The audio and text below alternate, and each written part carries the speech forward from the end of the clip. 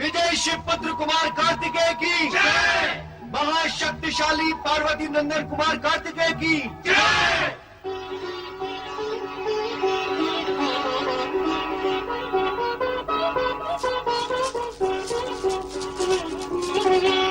पिताश्री को प्रणाम।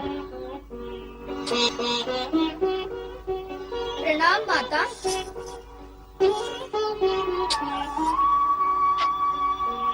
मेरा पुत्र विजयी होकर आया है। यह विजय पुत्र की नहीं, माँ के आशीर्वाद और पिताश्री की शक्ति की हुई है। शिवपुत्र कुमार कार्तिकेय की जय। अब आप सब देवगण से मेरी प्रार्थना है कि निर्भय होकर स्वर्ग लौट जाएं। आपके कार्य में विघ्न डालने वाला तथा आपकी शांति को भंग करने वाला तारकासुर मारा गया है। अब आप पूर्ण रूप से सुरक्षित हैं। नारायण नारायण। पूर्ण रूप से सुरक्षित? क्यों देवर्षि, अब भी आपको देवगण की पूर्ण सुरक्षा में कोई शंका है क्या? बताएं देवर्षि, अब बाधा कहाँ है? बाधा और शंका का कोई सजीव अथवा साकार रूप नहीं होता देवराज। नारद, तुम देवराज को सदा शंकित करते रहते हो, स्पष्ट क्यों नहीं कहते? क्या कहना चाहते हो? मुझे क्या कहना है भगवान, कहना तो आप त्रिदेव को है, और जो आप कहना चाहते हैं कभी कभी मुझे कहना पड़ता है। नारायण नारायण। देवराज, मेरा अभिप्राय केवल इतना है कि तारकासुर मारा अवश्य गया है, परंतु पुनः ऐसा असुर उत्पन्न न हो जाए जो स्वर्ग पर अधिकार करने की कुचेष्टा करे।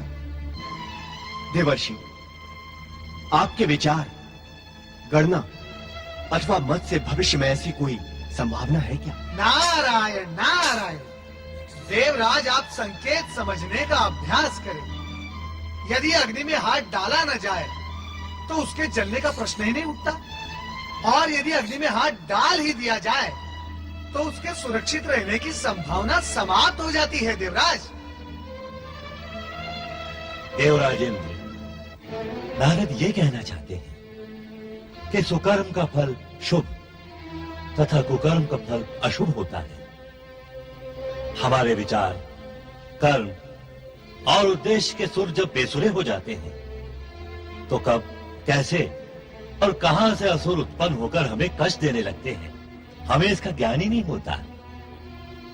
अर्थात रंग विलास और विनोद में अपना समय व शक्ति नष्ट न करके उसका सदुपयोग किया जाए तो शुभ परिणाम प्रकट हो सकते हैं। क्यों नारद, यही कहना चाह रहे थे ना तुम? आप त्रिदेव अंतर्यामियों से क्या छिपा है प्रभु। नारायण नारायण। यहाँ कैलाश में हर्षोल्लास का वातावरण है और वहाँ नक्षत्र लोक में कृतिकाओं की क्या दशा हो रही होगी भोलेनाथ ही जाने। चलकर मुझे उनकी पीड़ा से परिचित होना चाहिए। नारायण। कार्तिकेय की स्मृति हमारे मन की पीड़ा का कारण बन गई है। जगत की हर माता के साथ ऐसा ही होता है। उसका पुत्र यदि उसकी आंखों से दूर हो जाए तो उसका मन विकल ही रहता है। जगत की माताओं की चर्चा करने से हमें क्या लाभ होगा? इससे मन को शांति तो मिलेगी। शांति तो तभी मिलेगी जब हम कार्तिकेय को देख पाएंगे। तो उसके लिए नारायण नारायण नारायण, श्रीमन नारायण नारायण नारायण। देवर्षि आप प्रणाम। कल्याण भव। आप तो नारायण का नाम स्मरण कर अपने मन को शांत कर लेते हैं। हमारे कल्याण का भी तो विचार करें। पुत्र कार्तिकेय के बिना हमारे प्राण निस्तेज हो रहे हैं। देवियों, आपका पुत्र दिन प्रतिदिन तेजस्वी होता जा रहा है और आप निस्तेज हो रही है। अर्थात? अर्थात नहीं देवी, यथार्थ कहो यथार्थ।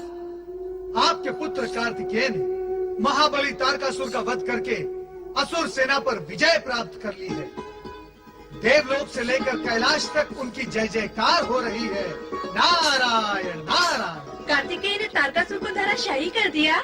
उसको, उसके सेनापति और सेना तीनों को। हमें अपने विजयी पुत्र से मिलना चाहिए। उसे बधाई देने के लिए। बधाई अथवा आशीर्वाद। नारायण नारायण। बधाई तो आप सभी को दी जानी चाहिए। यदि आप उसे कैलाश न भेजती तो कुमार कार्तिकेय तारकासुर को कैसे मारते।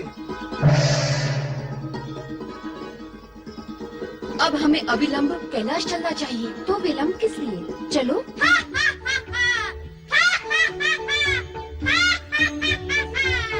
फिर क्या हुआ कुमार? होना क्या था, जब तारकासुर ने मुझे देखा तो हंसा, खुलकर हंसा। जब मैंने उससे हंसते हुए देखा तो मैं भी हंसने लगा। पर कुमार, तुम्हें क्यों हंसी आ गई? अरे, मैं तो तारकासुर से पूछने नहीं गया था ना कि है तारकासुर तुझे हंसी क्यों आई। फिर तुम मुझसे क्यों पूछ रहे हो? हंसी का क्या, आ जाती है। उससे आई तो मुझे भी आ गई। देखो देखो, तुम्हें भी हंसी आ गई ना। फिर भी कुमार, तारकासुर के हंसने का कोई कारण तो अवश्य रहा होगा। हाँ हाँ, कारण तो होता ही है। वो मेरे हाथों मारा गया, इसका भी एक कारण तो है ही ना।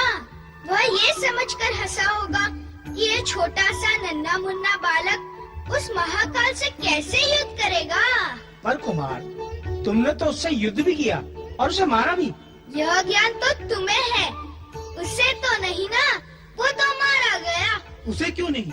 जब मरा तो उसे ज्ञान नहीं हुआ। अरे, कैसे बालकों जैसी बात करते हो तुम।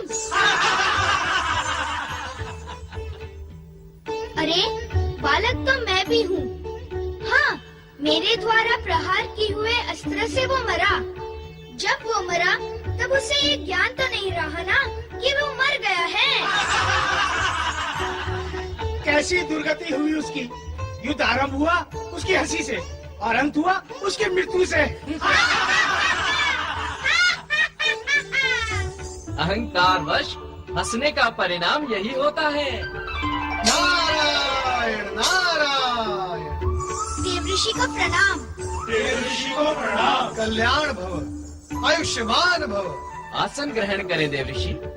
नंदी, तुमने अथवा जगत के किसी भी प्राणी ने नारद को कभी किसी आसन पर बैठे हुए देखा है? नंदी, भ्रमण करने का भोग मेरे भाग्य में लिखा हुआ है, मैं क्या करूं? अच्छा, आप लोग मुझे ये बताओ कि ये सभा क्यों जुटी हुई है? कुमार हमें युद्ध के अनुभव सुना रहे थे। नहीं देवऋषि, मैंने सुना नहीं रहा था, ये सुन रहे थे। अद्भुत, घोर आश्चर्य। तुम्हारे बिना सुनाए शिवगण सुन रहे थे। नारायण नारायण। वैसे कुमार कार्तिकेय, ये सूचना बिना पहुंचाए नक्षत्र लोक में भी पहुंच चुकी है तुम्हारी माताओं के पास कि तुमने तारकासुर को मार गिराया है। माताएं? पर बिना पहुंचाए उन्हें ये सूचना कैसे पहुंच गई कि यह कार्य मैंने किया है? नारायण नारायण। वैसे ही कुमार कार्तिकेय, जैसे तुम्हारे बिना सुनाए शिवगण तुम्हारे अनुभव सुन रहे थे। देवऋषि, कैसी है मेरी माताएं? वे कभी मुझे याद करती है? मैं उन्हें बहुत याद करता हूँ। वे हर समय मेरी आंखों के सामने रहती हैं। उनसे मिलने की बहुत इच्छा होती है देवऋषि। उपाय बताए, मैं उनसे कब मिल सकूंगा? न जाने कैसी होगी मेरी माताएं।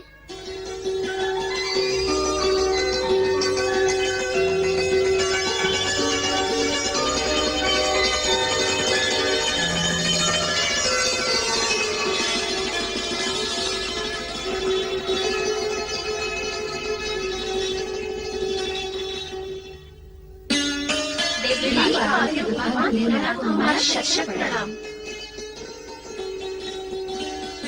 हमारा पालित पुत्र कार्तिकेय कहाँ है और कैसा है?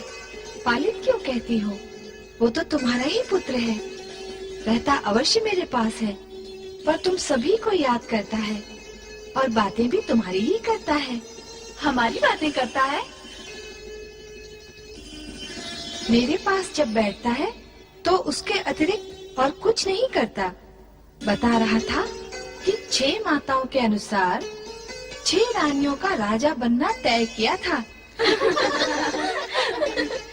आंख मिचौली खेलते हुए भी छोटे होने के कारण दया धर्म की जो बातें किया करता था उसकी भी चर्चा करता है। खेल खेल में भी आंख और मुंह खोलने देता था तुम सबको। वह भी बता रहा था मुझे। पर वो है कहाँ? आ जाएगा। यही कहीं शिव गणों के साथ खेल रहा होगा। देवी पार्वती, तारकासुर का वध तो हो चुका है। जिस उद्देश्य से नंदी महाराज कार्तिकेय को यहाँ लाए थे वो अब पूर्ण हो गया है। अब आप पुनः कार्तिकेय को नक्षत्र लोक भेज दें। हाँ देवी, अब हमें कुमार लौटा दें। कुमार के बिना अब हमसे नहीं रहा जाता। आज उसे हमारे साथ भेज दें। नहीं नहीं, ये संभव नहीं। कुमार अब वापस नहीं जाएगा। नंदी महाराज जब कुमार को लेने हमारे पास आए थे तो हमने भी कुमार को भेज ही दिया था ना। अभी अभी आपने ये भी तो कहा है कि वो हमारा पालित पुत्र नहीं, पुत्र ही है। माताएं,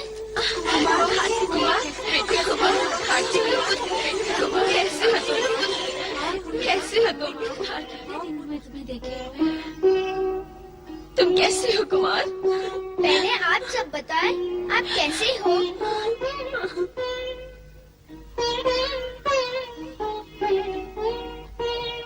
हे भगवान शंकर, महेश्वर, आप हम पर कृपा करें। कुमार को अपने साथ ले जाने की अनुमति प्रदान करें। देवी भव्याकृति, तुम ये सत्य कैसे भूल रही हो कि कुमार कार्तिकेय पार्वती के पुत्र हैं। इनके साथ अन्याय करना हमसे तो नहीं हो सकेगा। क्या तुमसे हो सकेगा? पार्वती भी कुमार के बिना कैसे रह सकेंगी? तुमने 10 वर्षों तक कुमार का लालन पालन किया, इसके लिए हम आप सभी के आभारी हैं। हमारा फिर क्या होगा भोलेनाथ? तुम सभी को मन पर संयम और धैर्य रखना होगा। हाँ, जब कभी मन करे और इच्छा हो तो तुम कुमार से मिलने यहाँ कैलाश पर सहर्ष आ सकती हो।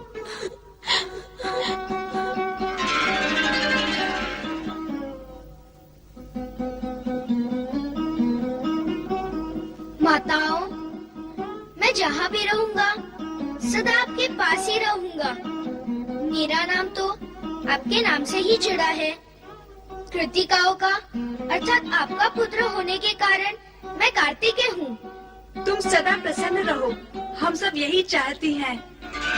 हाँ कुमार, तुम्हारी प्रसन्नता में ही हमारी प्रसन्नता है।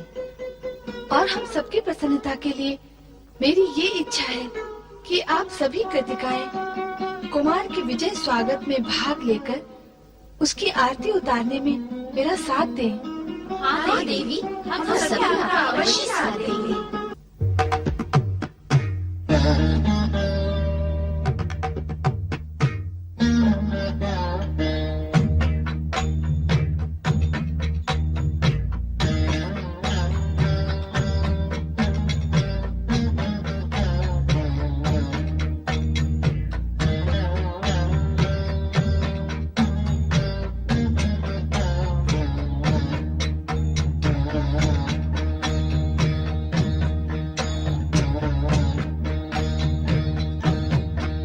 जय हो तुम्हारी कार्तिकेय, जय जय जय हो। जय हो तुम्हारी कार्तिकेय, जय जय जय हो।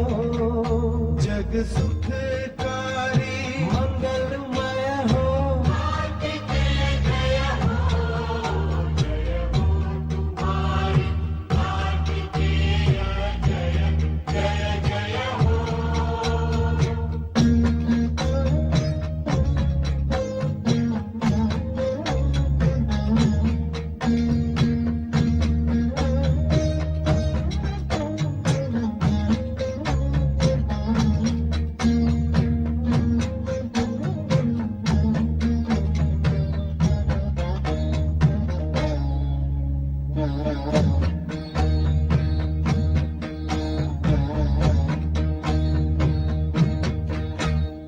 सौम्य रूप को कर विकराला, सौम्य रूप को कर विकराला।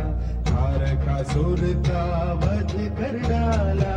दानव मानव देव किन्नर धन्य हुए ये धरती अंबर। तुम ही अक्षय अजय तुम ही हो। कार्तिकेय जय हो। जय हो तुम्हारी कार्तिकेय, जय जय जय हो।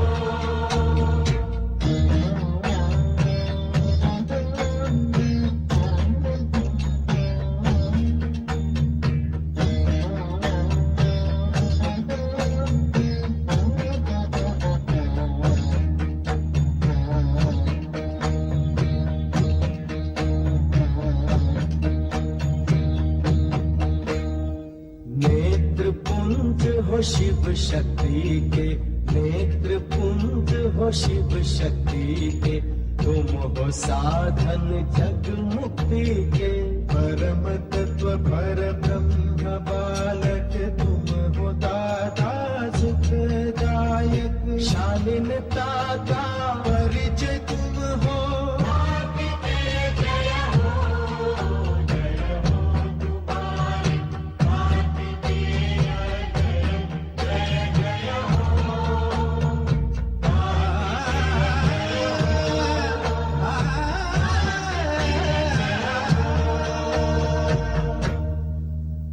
शिवपुत्र कार्तिकेय की शौर्यता, वीरता की गुण गाथा व स्तुति वंदना समस्त ब्रह्मांड करता ही रहा है। बालक कार्तिकेय बाल्यकाल से ही कुशाग्र बुद्धि व अलौकिक शक्तियों का स्वामी था। उसके मन में सदा से ही नवीन घटनाओं के विषय में जानने की इच्छा थी। समय चक्र चलता गया और समय के साथ साथ कार्तिकेय बाल्यावस्था को पार कर यौनावस्था में प्रवेश कर गया। ओहो, देवर्षि नारद, प्रणाम। प्रणाम शिवपुत्र कार्तिकेय, प्रणाम। यदि आपसे यहाँ भेंट न होती और मैं कैलाश चला जाता तो आपसे वहाँ भी भेंट न होती। भेंट का संजोग वहाँ का नहीं, यहाँ का था, सो हो गई। नारायण नारायण, क्या आप पृथ्वीलोक की ओर भ्रमण के लिए निकले हैं? हाँ देवर्षि, ऐसा ही विचार है। देखना चाहता हूँ कि पृथ्वी पर कहाँ-कहाँ क्या-क्या घटित हो रहा है। घटनाओं के विषय में जानकर क्या करेंगे कुमार कार्तिकेय? अनुभव प्राप्त होगा और अनुभव से अपने भविष्य का कार्य एवं लक्ष्य निर्धारित होगा। उत्तम, अति उत्तम। परंतु कैलाश से निकलते समय माता पार्वती और भगवान भोलेनाथ को बताकर तो आए हैं ना? जो सर्वज्ञ है, त्रिकालदर्शी है, उन्हें क्या बताता, बस चला आया। चलता हूँ, देखूं पृथ्वी पर क्या हो रहा है। प्रणाम देवर्षि। नारायण नारायण।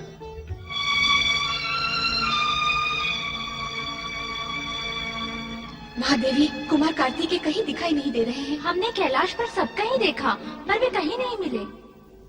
कहाँ गए होंगे कुमार? आपको बताकर नहीं गए? नहीं, संभवतः भोलेनाथ से कहकर गए हो। मैं चलकर पूछ लेती हूँ। नमः शिवाय, ओम नमः शिवाय, ओम नमः शिवाय, ओम नमः शिवाय, ओम नमः शिवाय, ओम नमः शिवाय। नंदी, तुमने कार्तिकेय को देखा? नहीं माता। तुमने देखा उसे? नहीं माता, मैंने भी नहीं देखा। स्वामी, न जाने कार्तिकेय कहाँ चला गया। किसी से कहकर भी नहीं गया, मुझसे भी नहीं। आप उसका पता लगाइए स्वामी।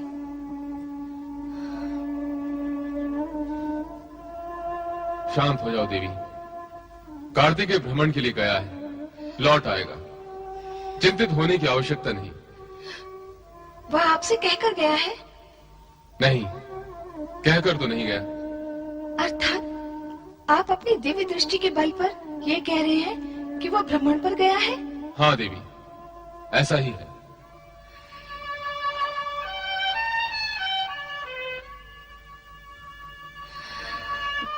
स्वामी तो समाधि में लीन हो गए। अब मैं क्या करूं? महेश्वर निश्चिंत है, तो फिर आप क्यों चिंता कर रही हैं? कुमार भ्रमण के लिए गए हैं, तो लौट ही आएंगे। और फिर तारकासुर को मारकर विजय प्राप्त करने वाले को कैसा भय? वो तो शक्तिशाली और पराक्रमी है। आप भी तो शक्ति संपन्न हैं। विजया, पुत्र कितना ही महायोद्धा हो और माँ कैसी ही शक्ति रूपा हो, फिर भी माँ का ये जो मन होता है ना, मन, एक पुत्र की माता का मन बड़ा कच्चा और कोमल होता है। पर कुमार तो सदा सावधान रहते हैं। हाँ, वे परम योद्धा हैं, वे साहसी हैं। उनके लिए चिंता करना व्यर्थ है। आओ पुष्पमाला बनाने का कार्य पूर्ण करें।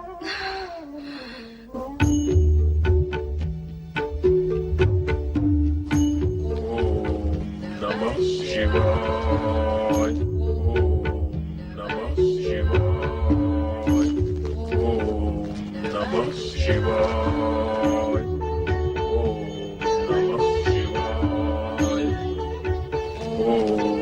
नमः शिवाय,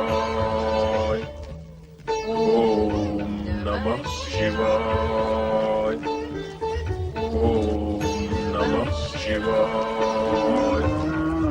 ओम नमः शिवाय, ओम नमः शिवाय। मुनिवर अगस्त एवं माता लोकमुद्रा दोनों को कार्तिकेय का सादर प्रणाम। अहो भाग्य, शिवपुत्र पधारे हैं हमारे आश्रम में। आओ कुमार कार्तिकेय, तुम्हारा स्वागत है। अर्थात आप मुझे पहचानते हैं? हाँ। तारकासुर का वध कर देवगण के हित साधन करने वाले को कौन नहीं जानता। शिव पुत्र को कौन नहीं जानेगा कुमार। हमने भगवान शिव से प्रार्थना की कि दक्षिण खंड में शिव भक्ति के प्रचार के लिए अपने किसी प्रतिनिधि को भेजें, और भगवान शिव ने हमारी प्रार्थना स्वीकार कर ली। आपको अपना प्रतिनिधि बनाकर यहाँ भेजा। ये तो प्रसन्नता की बात है। नहीं माता नहीं, मैं यहाँ प्रतिनिधि बनकर शिव भक्ति का प्रचार करने नहीं आया हूँ। फिर किस प्रयोजन से पधारे हो कुमार कार्तिकेय? मात्र कौतूहलवश। आकाश मार्ग से भ्रमण कर रहा था। नीचे देखा तो आश्रम के पवित्र वातावरण एवं आपके दर्शन की इच्छा मुझे यहाँ ले आई। वैसे पिता शिवशंकर ने मुझे इस विषय में कुछ नहीं कहा है। कहने की आवश्यकता भी क्या है, उनकी लीला सदा निराली होती है। उन्हें जो कुछ करना होता है उसे कहते नहीं, पर किसी न किसी प्रकार अपने भक्तों की इच्छा पूर्ण अवश्य करते हैं। मैं आपका अभिप्राय नहीं समझा मुनिवर। मैं भगवान शिव का अभिप्राय समझ गया और आप मेरा अभिप्राय भी नहीं समझे। स्पष्ट कहेंगे तो अवश्य समझ जाऊंगा। स्पष्ट क्या कहना है, केवल निवेदन करना है कि आप यहाँ रहकर शिव भक्ति की ज्योत जलाएं। मैं शिव भक्ति की ज्योत मैं जगाऊं? शिवपुत्र से अधिक कुशलता से और कौन कर सकता है इस कार्य को?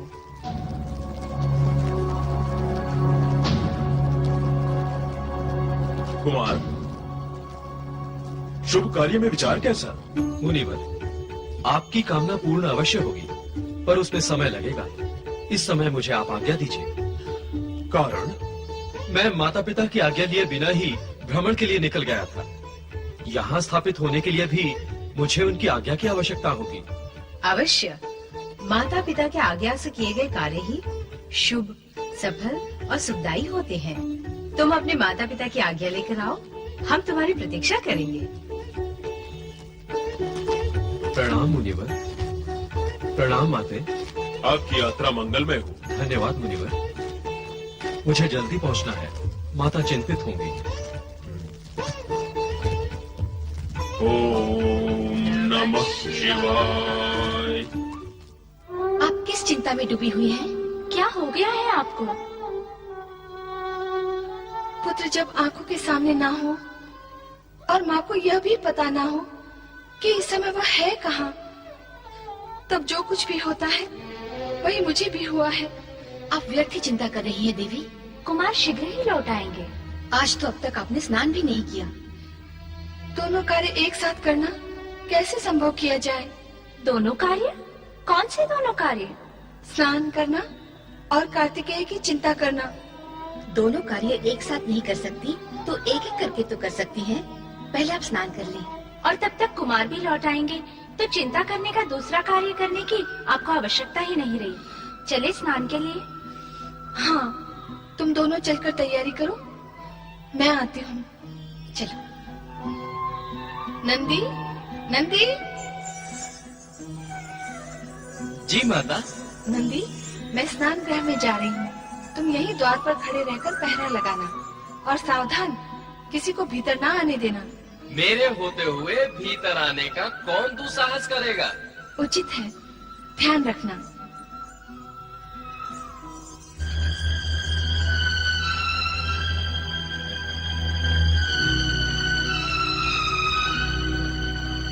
क्षमा करें भगवान, भीतर जाना वर्जित है।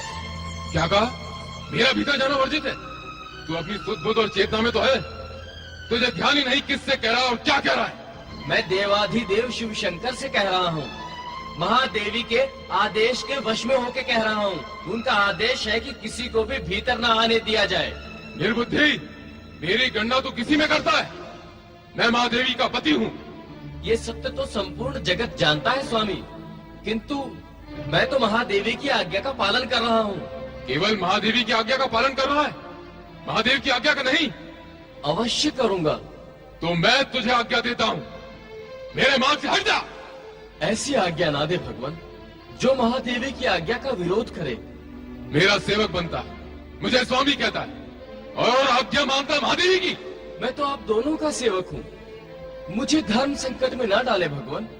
चल, धर्म संकट में नहीं डालता, एक और डाल देता हूँ। चल हट।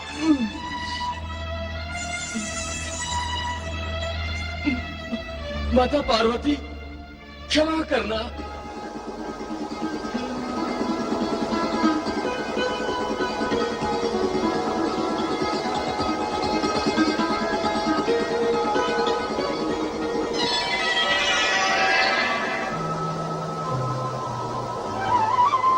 क्या सोच रही हो माँ? अरे कार्तिकेय, कहाँ था तू अब तक? मैं तेरे लिए कब से चिंता कर रही हूँ। तुझे अपनी माँ की क्या तनिक भी चिंता नहीं है? मुझे छोड़कर कहाँ कहाँ चला जाता है तू? अब भविष्य में जहाँ भी जाए मुझसे पूछ कर जाना। पर बता तो, कहाँ गया था तू? मैं तो यही हूँ, कहाँ जाऊंगा तुम्हें छोड़कर? क्या सोच रही हो देवी पार्वती? आश्चर्य, घोर आश्चर्य। तुमने अभी तक स्नान भी नहीं किया देवी। ये क्या स्वामी? क्यों, क्या हुआ? आप इस प्रकार स्नान कक्ष में कैसे चले आए? मैं तो भयभीत ही हो गई थी। अपने स्वामी से भयभीत हो गई? ये क्या? स्वामी को तो कभी भी कहीं भी आने का अधिकार होता है पार्वती। अधिकार? अधिकार की कोई सीमा और कुछ समय होता है। स्वामी, अब आप जाएं और मुझे स्नान करने दें। जैसी तुम्हारी इच्छा।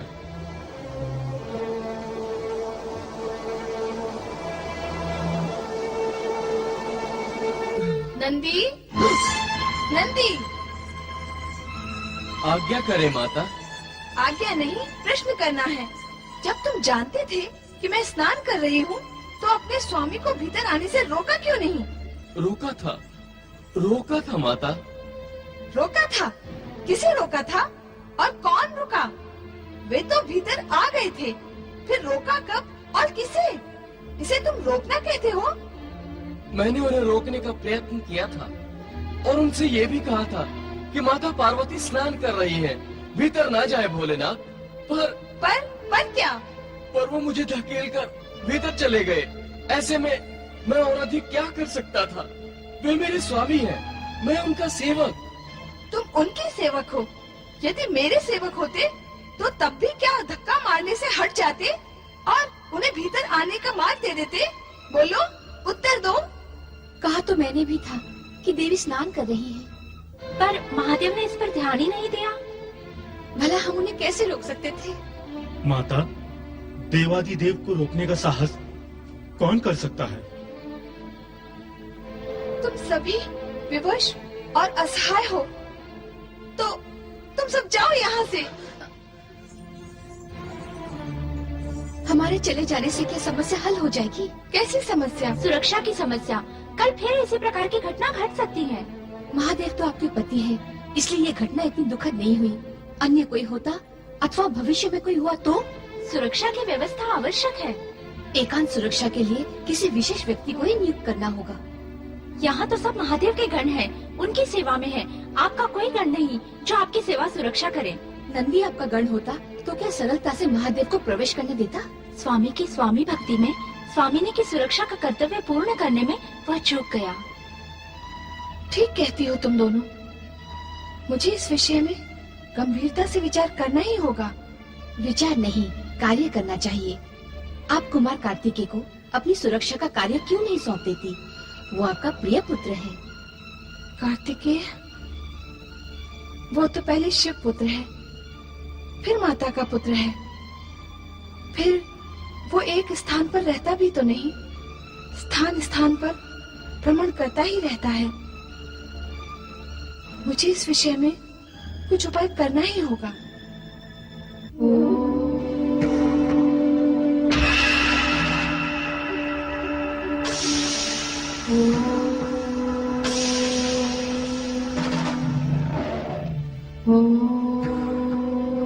पार्वती, कौन हो तुम? यह कैसा प्रश्न है? स्वयं को नहीं पहचानती? मैं? तुम? हाँ, तू मेरा सगुण रूप है और मैं तेरा निर्गुण रूप हूँ। शक्ति, शिवा। तो एकाकार यह रूप भिन्न क्यों हो गया? लीला की रचना के लिए। लीला? कैसी लीला? लोक कल्याण की, जनहित की। कौन करेगा यह लीला? तेरा पुत्र। कौन? कार्तिकेय। कार्तिकेय शिव पुत्र है। उसने तुम्हारे शरीर से जन्म नहीं लिया है। वह तुम्हारा पुत्र होते हुए भी तुम्हारा नहीं है। वह मेरा पुत्र नहीं है? है, पर नहीं है। पुत्र माता के रक्षक होते हैं, सगुण माता के। तू सगुण माता है। कार्तिकेय भ्रमण प्रिय है। मयूर उसका वाहन है। वह एक स्थान पर स्थिर नहीं रह सकता, तो अन्य उपाय क्या है? सूक्ष्म जगत उपायों से पूर्ण है, उसे स्थूल जगत में लाना होगा। कैसे? अपने संकल्प से। संकल्प द्वारा अपनी देह से देहज पुत्र को जन्म देकर वही तुम्हारा पुत्र होगा। तुम्हारे शरीर के तेज पुंज से उत्पन्न होने के कारण वह अद्भुत और विलक्षण होगा। अद्भुत और विलक्षण? हाँ, विविध लक्षणों से पूर्ण और अद्भुत। उसकी समानता जगत का अन्य कोई पुत्र नहीं कर पाएगा। सारा जगत उसे मान्यता देगा।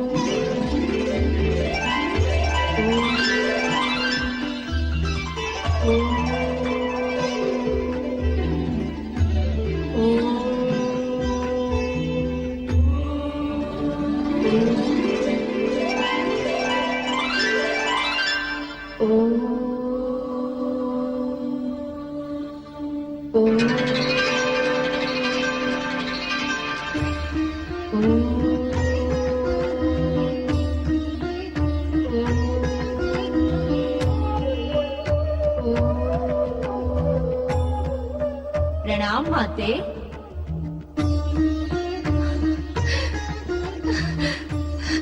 मेरा पुत्र।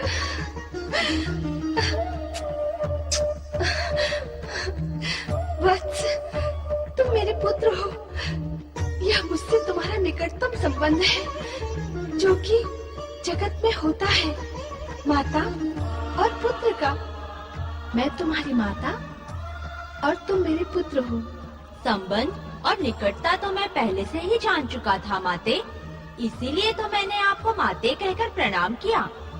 अब आप मुझे ये बताइए कि मेरा नाम क्या है? गणेश। गणेश है तुम्हारा नाम, गणों में श्रेष्ठ, गणों का ईश। फिर तो मैं तन, मन, प्राण, प्रण से सेवा करूँगा माता। तुम मेरी सेवा करोगे? अवश्य करूँगा। माता से अधिक और कौन पुत्र के निकट होता है?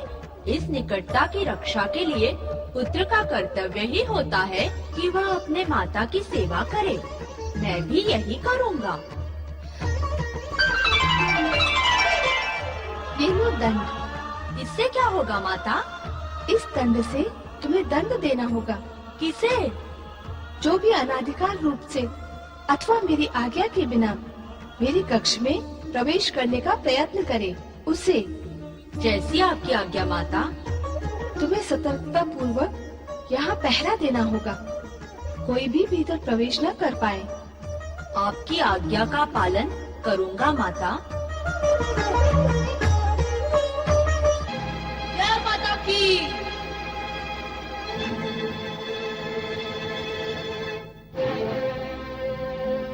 सावधान, अगर अपनी कुशलता चाहते हो तो एक पाग आगे न बढ़ाना। हे द्वेष बालक, मेरा मार्ग अवरुद्ध करने वाला तू कौन है? मेरे स्थान पर खड़े होकर मुझसे प्रश्न करते हो कि मैं कौन हूँ? पहले बताओ कि तुम कौन हो?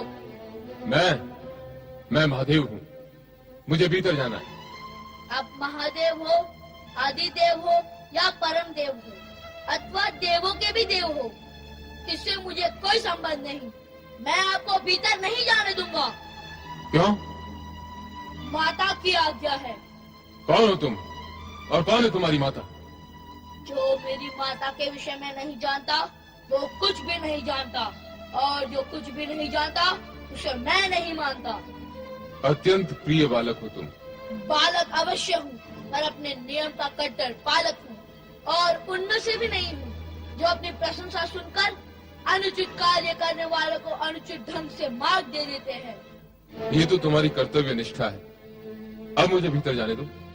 मेरे कर्तव्यनिष्ठ होने और तुम्हारी कर्तव्यनिष्ठा में विश्वास करने से आज्ञा और मर्यादा का उल्लंघन करने का मार्ग तो नहीं खुल जाता, बल्कि मार्ग अधिक कठिन हो जाता है। माता की आज्ञा के बिना कुछ भी संभव नहीं है। नाम तो बताओ अपना और अपनी माता का, जिसकी आज्ञा से तुम यहाँ खड़े हो। अरे अखिल ब्रह्मांड की अधिष्ठात्री हिमालय सुता उमा भवानी शिवा देवी पार्वती माता को तुम नहीं जानते? मैं उनका पुत्र विश्वेश्वराय गौरी सुताय गणपति गणेश। गौरी सुत? मुझे अब तक याद नहीं कि गौरी ने तुम्हें कब जन्म दिया। याद होगा भी कैसे, मैं तो अजन्मा हूँ, शुद्ध बुद्ध नित्य मुक्त। तुम जाकर अपनी माता से पूछ कर आओ कि महादेव बाहर खड़े हैं और भीतर आना चाहते हैं। तुम अनुमति लेकर आओ, तब तक मैं यहीं खड़ा हूँ। हे जटाधारी महादेव, आप अवश्य ही परम ज्ञानी, ज्ञानी, बुद्धिमान, दिव्य पुरुष होंगे, पर निरा बुद्धिहीन तो मैं भी नहीं हूँ। आप मुझे मेरे स्थान से हटाकर मुझे मेरे कर्तव्य से भी हटाना चाहते हैं। जैसे मैं यहाँ से हटूंगा, आप भीतर प्रवेश करेंगे। नहीं नहीं नहीं, मैं यहाँ से कदापि नहीं हटूंगा। हटी बालक, तू हटेगा कैसे? माता ने डटने के लिए कहा है, हटने के लिए नहीं। ये किससे पाला पड़ गया कैलाशपति? तू जानता है 14 ब्रह्मांडों में मेरे मार्ग को अवरुद्ध करने का दुस्साहस कोई नहीं कर सकता। तू बालक है इसलिए। नहीं तो क्या युद्ध करने का विचार है? आ जाओ। बालक छोटा मुंह और बड़ी बात करता है।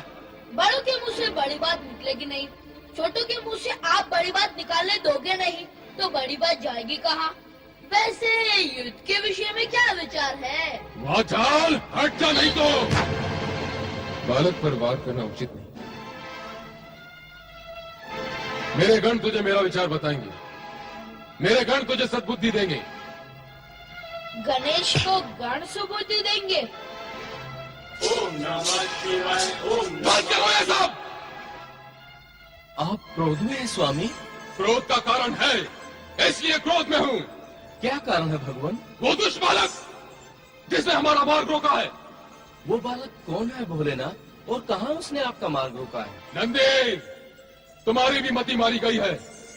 एक तो उस बालक ने दृष्टा की, और अब तुम प्रश्नों की बौछार कर रहे हो। पार्वती के कब्र पर वो खड़ा है और उसने हमें भीतर जाने से रोका है। जाओ, जाकर पता लगाओ वो बालक कौन है और कहां से आया है। बातें तो वो बड़ी बड़ी कर रहा है, पार्वती से अपना संबंध जोड़ रहा है। जाओ, जाकर उसे तुरंत वहां से हटाओ। जाओ। जैसी आपकी आज्ञा भोलेनाथ। आओ भृंगी, चलो मेरे साथ।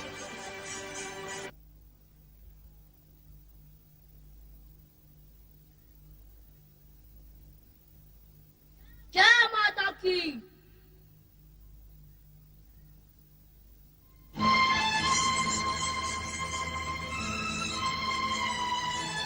सावधान, एक पग भी माता की कक्ष की ओर बढ़ाया तो माता का नाम लेके माथा फोड़ दूंगा तुम सबका।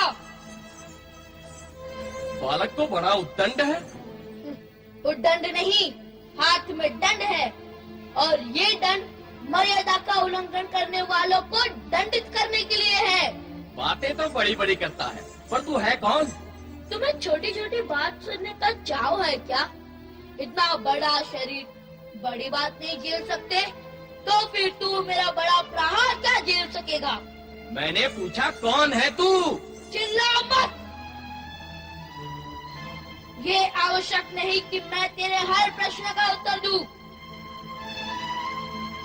फिर भी देता हूँ। मैं अपनी माँ का पुत्र हूँ। अपनी माँ के पुत्र तो सभी होते हैं, पर तू यहाँ कहाँ से आ टपका? अपनी वाणी और भाषा को वश में रख। मैं कोई जल की बूंद नहीं जो टपक पड़ू। मैं माँ का पुत्र हूँ, आया हूँ, प्रकट हुआ हूँ। प्रकट हुआ हूँ? क्यों हुए हो? किसने कहा था प्रकट होने के लिए? किसने कहा था प्रकट होने के लिए? अरे उद्दंड, अपने से बड़ों की नकल करता है। बड़ों की नकल करने की ही रीति है, छोटों की नकल बड़े करे ऐसा नहीं होता है। बातें तो बड़ी बुद्धिमानी की करता है। कार्य और भी अधिक बुद्धिमानी का करता हूँ। नहीं, कार्य तो तूने दुष्टता का किया है। कैलाशपति भगवान शिव शंकर को माता पार्वती के कक्ष में जाने से रोककर तूने उनका अपमान किया है। भगवान भोलेनाथ की आज्ञा है कि तुमको यहाँ से हटा दिया जाए। मुझे क्या हटाओगे? पहले मेरे पग को तो तने खिला के दिखाओ। अभी तुझे गेंद की तरह उछाल देते हैं। चलो।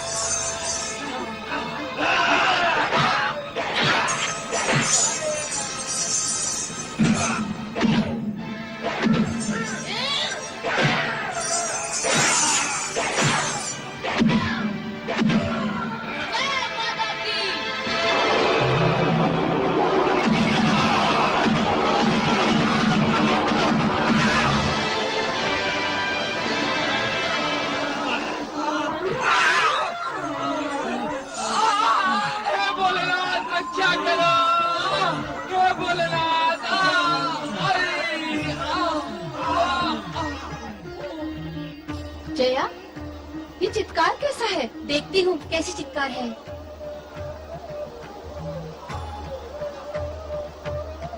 जय माता की।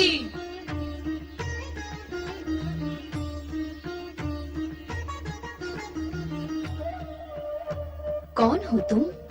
अपनी माता का पुत्र जो भीतर है। पर ये बालक यहाँ कहाँ से आया? पहले तुम बताओ कि तुम दोनों भीतर कैसे पहुंच गई? तुम जिसे अपनी माता बता रहे हो, हम उनकी सखियां हैं। अर्थात मौसी।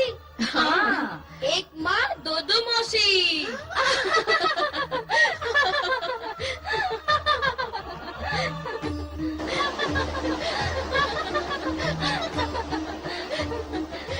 तुम गई थी चित्कार सुनकर और लौटी हो हंसते हुए, क्या हुआ? वहाँ बाहर एक बालक खड़ा है, हाथ में डंडा लिए हुए हैं। वो तुम्हें अपनी माता बता रहा है। वह सत्य ही कह रहा है। क्या? हाँ, मैंने ही उसे जन्म दिया है।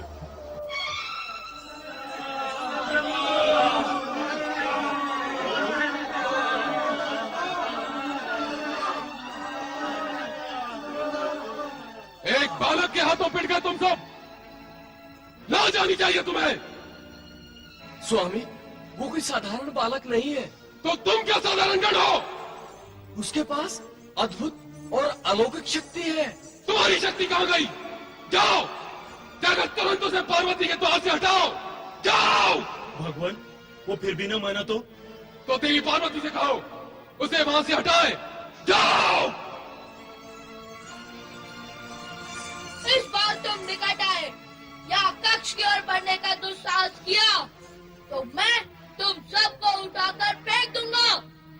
देखते हैं कौन किसको फेंकता है। इस बार यदि माता पार्वती की तरफ जाने से तुमने हमें रोका तो हम तुम्हें जीवित नहीं छोड़ेंगे।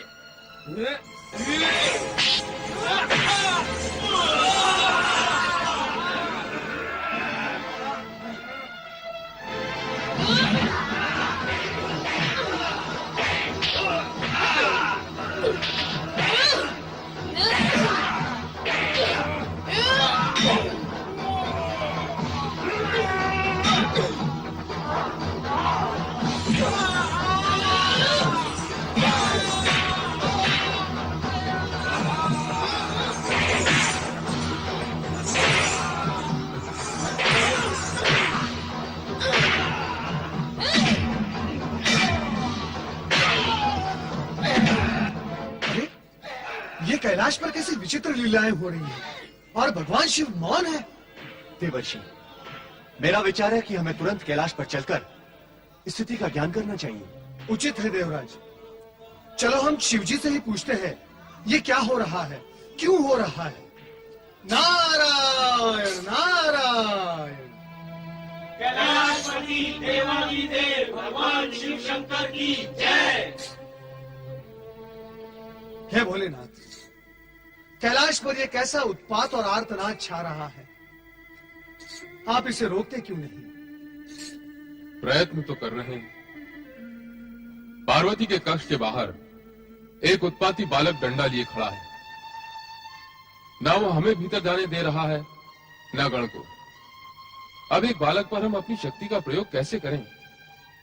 पर यह बालक है कौन प्रभु? और अचानक कैलाश पर कैसे प्रकट हो गया? स्वयं को माता का पुत्र बताते हुए वो पार्वती के कक्ष की ओर संकेत करता है। अब वो वहां से हटे तो हम भीतर जाएं और पूछे पार्वती से कि तुम्हारा ये पुत्र कहां से प्रकट हुआ है। हे भोलेनाथ, आपकी लीला भी न्यारी है। जो माता पार्वती का पुत्र होगा वो आपका भी तो पुत्र होगा। आप तो माता पार्वती से पूछेंगे, परंतु हम सब किससे पूछेंगे? हाय भोलेनाथ, उस बालक से हमारी रक्षा करे। उसकी लाठी में अद्भुत शक्ति है महेश्वर। एक बार और उसके सम्मुख गए तो जीवित नहीं लौटेंगे।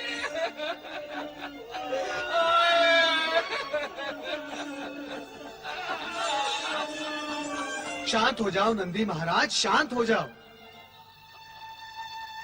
भगवान भोलेनाथ अवश्य कोई उपाय करेंगे। मैं क्या उपाय करूंगा? उस बालक की दुष्टता और धृष्टता पर यदि मेरा क्रोध जाग उठा तो अनर्थ हो जाएगा। आप उपयुक्त समय पर आए हैं, इसलिए उस बालक और गण की रक्षा के लिए श्री हरि विष्णु और ब्रह्मा जी के पास जाएं और उनसे निवेदन करें कि वे कैलाश पर आकर उस बालक को प्रेम से वश में करें। हाँ, यही उचित होगा। हम इसी समय वहां जाते हैं देवेश्वर।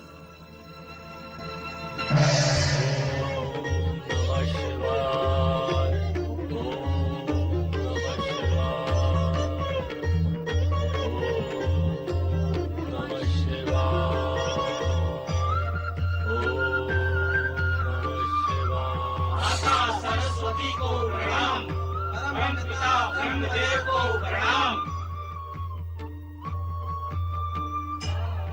देवराज इंद्र एवं देवर्षि नारद के साथ देवगण भी पधारे हैं। अर्थात समस्या गंभीर है। हाँ परमपिता, समस्या अत्यधिक गंभीर है। अपनी संगीतमय वाणी में समस्या प्रस्तुत करने तथा उस समस्या का समाधान निकालने में नारद निपुण है। इसलिए नारद, तुम ही कहो कि समस्या क्या है। परमपिता, कैलाश पर एक उद्दंड बालक दंड लेकर प्रकट हुआ है। वो शिवगण को दंडित करता ही जा रहा है। वो ना तो भगवान शिव न शिवगण के रोके रुक रहा है, बस दंड घुमाता ही जाता है। कैलाश पर जहां भगवान शिव की लीला व्याप्त है, वहां इस उद्दंड बालक की उद्दंडता शिव लीला ही लगती है। परंतु जब ये विषय भगवान शिव के सम्मुख आया, तो भगवान शिव ने हमें आपके पास भेज दिया। यहाँ भेजने का कारण? भगवान भोलेनाथ का हमें ये आदेश है कि हम आपसे तथा श्रीहरि विष्णु से ये कहे कि आप उस उद्दंड बालक को समझाएं और वश में करें। हे परमपिता, आप तो इस सृष्टि के सृजनहार हैं। उस बालक की उत्पत्ति का रहस्य आपसे अधिक और कौन जान सकता है? उसका अचानक कैलाश पर प्रकट होना, सदाशिव का उसकी उत्पत्ति के बारे में अनभिज्ञ होना, ये रहस्य को और अधिक गहरा रहा है ब्रह्मदेव। सत्य यही है कि सृष्टि के कल्याण के निमित्त रची गई शिव लीला है। शिव लीला? नारायण नारायण, अर्थात हमारा अनुमान सत्य निकला। यह ऐसी लीला सिद्ध होगी जो समस्त जगत को चकित कर देगी। शिव लीला से इस जगत का कल्याण होगा, ये तो शुभ ही है। परंतु उस उद्दंड बालक का क्या उपाय किया जाए? जब सदाशिव ने तुम्हें उस बालक को समझाने के लिए मेरे और श्री हरि विष्णु के पास भेजा है, तो यही उपाय करना होगा। अब तुम सब कैलाश पहुंचो और मैं भी श्री हरि विष्णु को विष्णु लोक से लेकर कैलाश पहुंचता हूं। वहां पहुंचकर उस बालक को समझाने का प्रयत्न करेंगे। जैसा आप उचित समझे ब्रह्मदेव। हर हर महादेव, हर हर महादेव। नमन स्वीकार करें परमपिता, और श्री हरि विष्णु आप भी। कल्याण भव। चंद्रदेव, तुम इस समय यहाँ? हाँ परमपिता, प्रभु भोलेनाथ के दर्शन करने चला आया, किंतु देखता हूँ यहाँ का वातावरण ही विषम है। हाँ, मैंने आते समय भवन के बाहर देखा तो कुछ शिवगण मूर्छित पड़े हुए थे। ये क्या हुआ, कैसे हुआ पूज्यगण? आओ, हम सब देवेश्वर से विनती करें, वही हमें इस विषय में कुछ बताएंगे। आइए।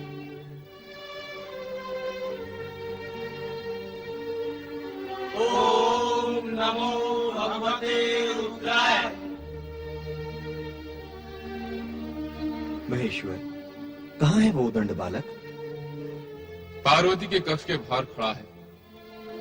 आप सभी देवगण उस उद्दंड बालक को बस में करके कैलाश पर शांति स्थापित करें। आश्चर्य का विषय है, कैलाश में अशांति हो गई। कुमार, घोर आश्चर्य का विषय तो यह है कि भगवान भोलेनाथ की उपस्थिति में यह अशांति हो रही है। श्री हरि विष्णु जी, हमें वहां चलकर देखना चाहिए। हाँ, देखें तो ऐसा कौन सा बालक है जिसने इतना उत्पात मचा रखा है? आइए।